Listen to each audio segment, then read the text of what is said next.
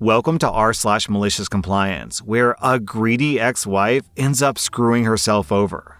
Our next Reddit post is from Yin. Background: my ex and I were 3 months into separation. I kept suggesting divorce agreements, trying to find out what she would accept other than taking her back and return to being a doormat for her. I have a good head for legal documents and understood very early that as much as I would prefer to just burn everything down and disappear, legally it was very likely that I was going to be paying alimony and that she was entitled to a fair share of everything. But in a no-fault state with no gender preferences, it did mean a fair share. That meant that legally, our divorce settlement wouldn't be heavily biased in her favor. So I kept trying to work with her and try to figure out how we could divide our assets. I did this every day for months. She would object to anything that put any responsibility on her, anything that left something of value out of her hands. Anytime I asked her what terms she would be okay with, she would just derail the conversation to something else. Not long into this, I realized that I would need a paper trail, so I switched to email only.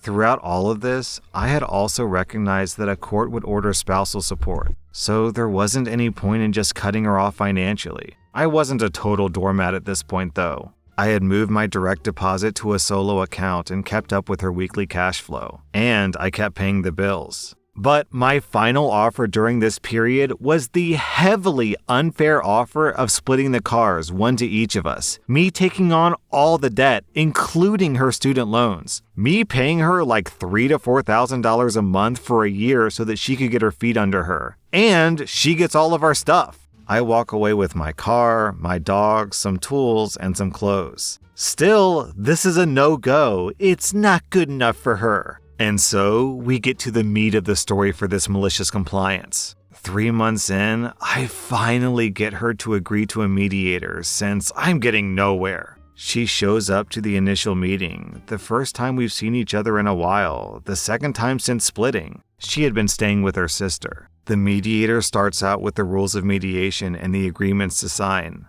I sign easily. She balks, but signs it finally. One of the relevant terms is that we agree to not file any other legal paperwork. We would come to an agreement, and the mediator would file the final court papers on both of our behalves to get the divorce ordered. The mediator starts asking basic questions, and every question, to either of us, results in my ex launching into an irrelevant topic attempting emotional manipulation of me or him. I just ignore her and direct my interactions to the mediator. The peak was when she literally crawled on top of the big table to stick her face in mine to force me to see her and engage in her ranting. The mediator called it quits at that point. He reminded her of the rules that she agreed to, gave us homework to fill out, and had us schedule the next meeting with his clerk 2 weeks out. 3 days later, I got served with a summons to court for a hearing over spousal support. The summons shows the claim my ex made that all she had received from me in 3 months was $130. Oh man, that wasn't true at all. Not to mention she violated the mediator's terms. I end up on a conference call with my ex and the mediator, and the mediator tells her that she needs to withdraw the complaint or mediation can't continue. She adamantly insists that she knows her rights. So the mediator ends his involvement, cuts us refund checks minus time worked so far, and exits stage left. I prepare for the court hearing. I print out 3 months of bank statements and highlight every transfer to her, every bill paid on her behalf, every ATM withdrawal by her card. Also, over 100 toll bills that I received from her just driving through the express lane tolls, so I get the elevated license plate fee mailed to me. Altogether, it was $13,000 and change. I thought to myself, you missed a couple of zeros in your complaint. My final stack of paper was rather thick, so I printed out an Excel spreadsheet summary to use as a cover sheet. I also looked up the spousal support rules again. Basically, you take the higher person's income and subtract the lower person's income. Then, the person who makes more money has to pay 40% of that difference to the other person. There's a little wiggle room, but that's it. Simple. She was currently getting up to 72% of my pay once you factored in her bills. This court hearing was a good thing. It wasn't as good as a mediator and having a fast resolution, but I wasn't likely to end up getting screwed here. Not to mention, I had daydreams of her finding out what lying on court documents might do. The court date rolls around. I show up to court, waiting in the hall outside the family law section. She shows up, plops herself next to me, and starts going off on me again. I try to ignore her. Then, to keep from engaging, I start a written transcript of her ranting using the back cover of my paperwork folder. Finally, she realized what I'm doing and ends the rant with, "Oh, I guess you're writing what I'm saying so you can make your friends hate me." Trust me, they need no encouragement. She huffs, sits a few seats away, and is quiet the rest of the time that we waited. The court officer finally comes to get us and we head in. The officer starts giving the legal speeches and then asks my ex if she has anything to add to the complaint. She launches into a roller coaster speech proclaiming all of my bad faults, how mean I was to try to divorce her, and how I obviously didn't need any of the money that I made because he's just going to live somewhere simple and cheap anyways. Yeah, her words. Once my ex is done ranting, the court officer asks me if I have anything I'd like to add. The court officer sees my stack of paper and eyeballs it as she's talking. I hand over the stack of papers, tell the officer that the summary sheet on top should help clear up the financial points in question, and just verbally start going through all the items. At each one, my ex interrupts to give a reason why that item shouldn't count. Every single time. The officer keeps asking her to stop interrupting, but to no avail. We finally finish the list. The officer is shaking her head slightly and says, "Mr. OP, this court process is to ensure that both parties are doing the right thing. So all of this," she says, gesturing to my stack of papers, "needs to stop right now. We will garnish your paychecks for the amount specified by law and send that to her instead." I know that this is a win. I knew that it was going to be, but she didn't. She sat there all smug as we got into the calculations. I know that she was thrilled at the idea of getting a court check directly. It sure would show me. Everything wrapped up, we got the totals, signed the papers, and I handed over a check for the first payment, and the officer got up to make copies of everything. I asked the officer if I could wait in another room while she got the copies, and she agreed while giving my ex a bit of a side eye.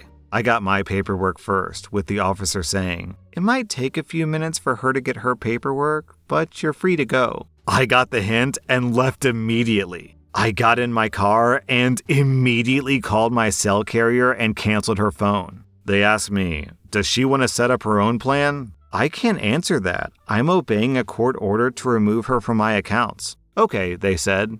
Then I just worked down the remaining subscriptions that I was paying for that she used. I even had all the bills in front of me from the court documents with the account numbers and customer service numbers right there. I was done and driving home when she started blowing up my phone with incoming emails demanding to know what I was doing. Then text from her sister's phone. Then calls. I just grinned and didn't answer any of them. She stopped after an hour or so and gave me a few hours of silence. Then I got an all-caps email with a screenshot of the Netflix inactive account message. "Oh my God, even Netflix?" I admit it, I giggled. The fallout wasn't over though. A month later, after she realized how much less money she got from me after winning her case, she filed an appeal. It was denied due to a lack of a reason. A month later, she files a complaint that I wasn't paying her car payment. This was just an excuse to get into court. I had been paying it, and I was also pretty confident that even if I hadn't, she didn't know how to get into that loan's account. She legally could, she just never had cared to learn how. This time I had a lawyer and we both went to court. My ex was joining by phone.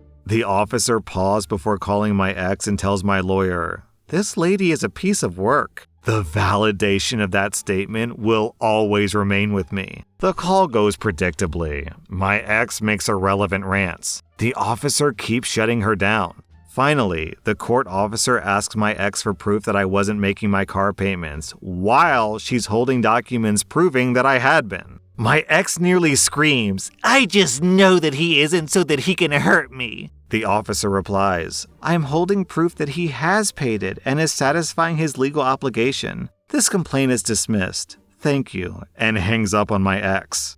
Then, down in the comments, we had this story from Captain Cinders. My brother went through a breakup and made a generous offer to pay for his kids' upkeep. His ex decided that wasn't enough and insisted they take the legal route. My brother happily agreed because he had already worked out what they would assess his payment to be. Yep, they determined that he was overpaying. She tried to backtrack, but once the courts determined what he should pay, that's what he had to pay. Then came the divorce. My brother offers to give her the house free and clear as a home for his kids, plus child support, and he would walk away with the remaining cash to set up his new life. Again, this wasn't good enough for her, and she insists they go to court. We found out through a third party that she was boasting that she was going to take him to the cleaners. She wanted the house, half the money, and child support, and she just knew the court would rule for her. So they went to court. She even hired a lawyer to fight in her corner, who apparently looked at my brother's proposal and told the judge that he found it to be sensible and equitable. Strangely enough, the judge agreed, so the ex got the house and no cash. The story doesn't end there. As part of the settlement, they each had to declare all financial details to the court, and my brother knew that she had a secret credit card with 15,000 pounds of debt that she didn't declare. If she had declared it, then legally the debt would have been half his, but she kept it quiet. Why?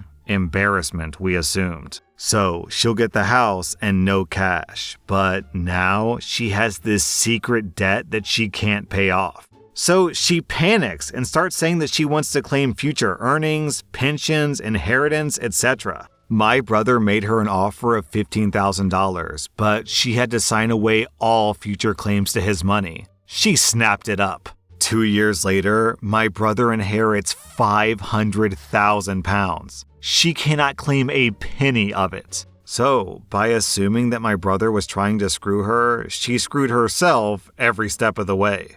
Our next Reddit post is from I Was the Chubby Lady. This all happened about 18 years ago. I was a waitress for a village inn. I worked the morning shift because it had the most business. Now, this was back when smoking was still allowed in restaurants, and we had a smoking section and a non-smoking section. Our seating chart was designed for this in mind. Now, on Sunday, we had a wonderful church rush that would pack the entire place for hours, so Sunday was totally non-smoking until 3 p.m. On the weekends, we would have about 8 servers. This meant the smoking side had 2 servers while the other side had 6. So if you worked the smoking side, you had 10 tables to take care of while the other servers had 4. Management knew that I was good at what I did and would always put me in the biggest section on Sunday so I could take care of all 10 tables no problem. Now, servers always talk about their tips, and without fail, I always made more than anyone else. This caused anger from some of the newer servers, and they said that it was because I always got the better section.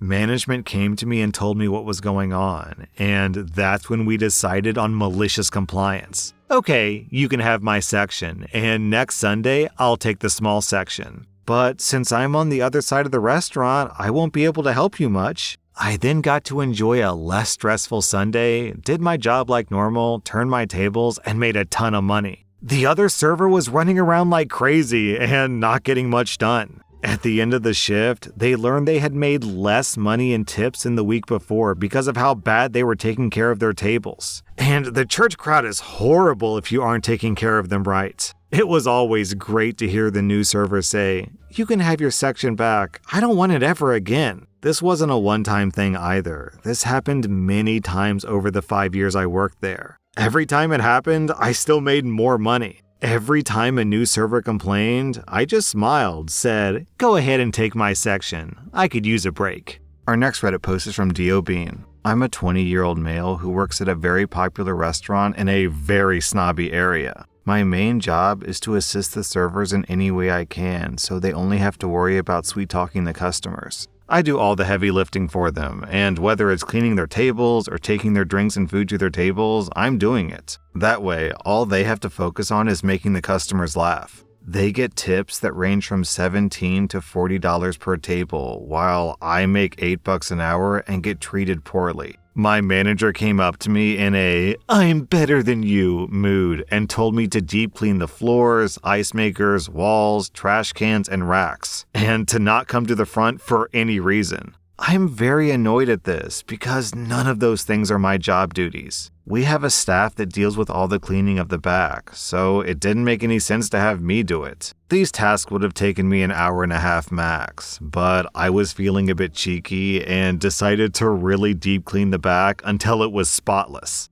About 30 minutes later, the same manager comes up to me and tells me there are 4 tables that need cleaning and 2 other tables just sat down and I need to bring their drinks to them. I looked at this man with the stare of a 20-year-old who has no bills to pay, and I say, "No, I'm not done cleaning." He looked shocked and responded angrily, "You can finish later, they need help." And I countered with, "No, it's filthy here. We don't want a health inspector to just walk into the filth, do we?" My boss storms off like a toddler who didn't get their candy. 2 hours go by, and I'm on my hands and knees scrubbing as if working for Chef Gordon Ramsay himself. The same manager comes back again with a smirk and says, "Wow, this looks like it's going to take you all day long. Maybe you should come to the front and help the servers since there's a huge Sunday rush." I replied with, "You might just be right," and I go back to cleaning and he storms off again. Fast forward to 2 minutes before my shift ends. My knees, legs, and fingers are all aching from cleaning. I shuffle my way to the front where my manager's been waiting for me, and he says, "You finally decided to come help, huh?" And I just look at him without saying anything and clocked out, and then I tell him, "Sorry, I'm not clocked in." Then I walked out to my car while he was blowing up my phone. I didn't care. I had 5 days off back to back, and he can't fire me since I did as he told me to. The moral of the story is, don't think that you're better than someone that has nothing to lose. That was r/Maliciouscompliance, and if you like this content, check out my podcast where I publish the exact same episodes. Also, hit that subscribe button because I put out new Reddit videos every single day.